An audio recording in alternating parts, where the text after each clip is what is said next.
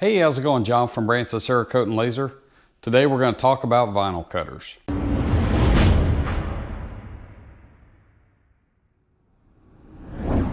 So we've gotten quite a few messages, emails, and things like that lately about people wanting advice on what vinyl cutter to buy for their shop.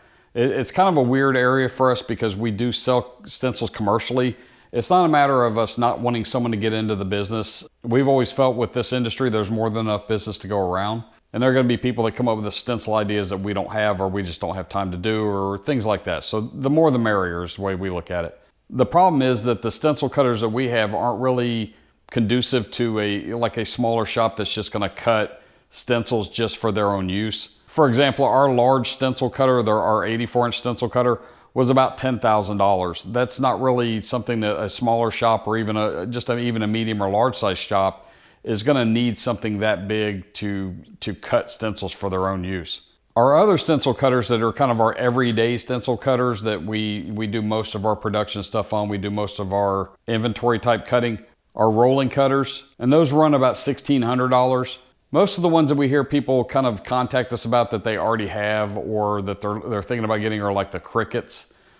You can get a Cricut or a Cameo Silhouette for around $300 from Walmart. And those are going to be okay if you're just wanting to cut kind of simple patterns and things like that. We haven't really done any research with those. We haven't owned any of those, so I really can't give you a whole lot of information. If people have those or they've worked with them a lot, leave some comments down below and give people some info on those.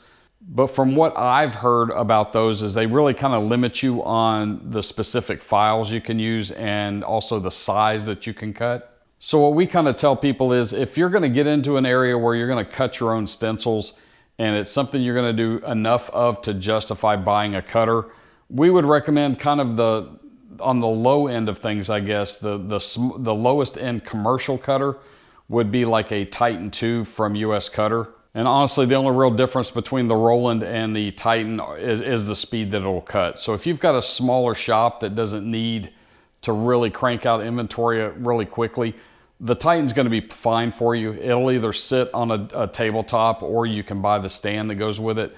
They generally run, I think, around $1,000. The biggest thing that you're going to run into with cutting your own stencils, though, is not really the cutter. It's going to be the files. A lot of people have the misconception you can just kind of go onto Google or Shutterstock or something like that and grab a file, throw it into a cutter, and it's going to cut that pattern out for you. It really doesn't work that way. The cutter is just a blade that goes back and forth on that material, left to right, and then the rollers will roll that material in so you get a pattern that'll go on both axes. The problem with that is that a lot of these files, when you explode them up and you really kind of get right down to detail, there are little cut marks in there or little gaps that it doesn't have, or there will be overlapping lines.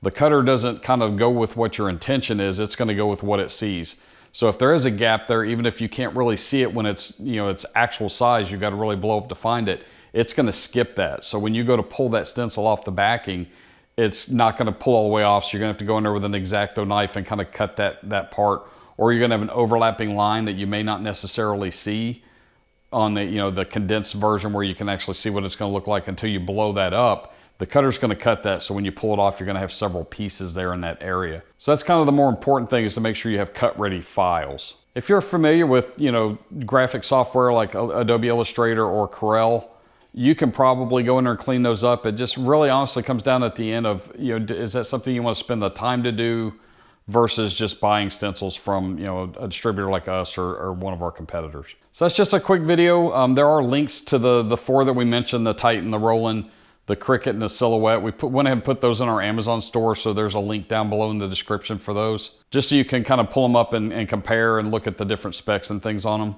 And as always, we don't mind people calling us and asking questions and contact us about these things. So if it's something you're curious about and you really want to find out some additional information, we're more than happy to share what we know anyway, as far as these cutters go. Like I said, we don't know really anything about the Silhouette or the Cricut, but we can give you information on the Titan and the Roland. So as always, thanks for watching. Don't forget to like, subscribe, comment, and share. Check us out at BransonCerakote.com for all your laser, stencil, and Cerakote needs. Have a great day.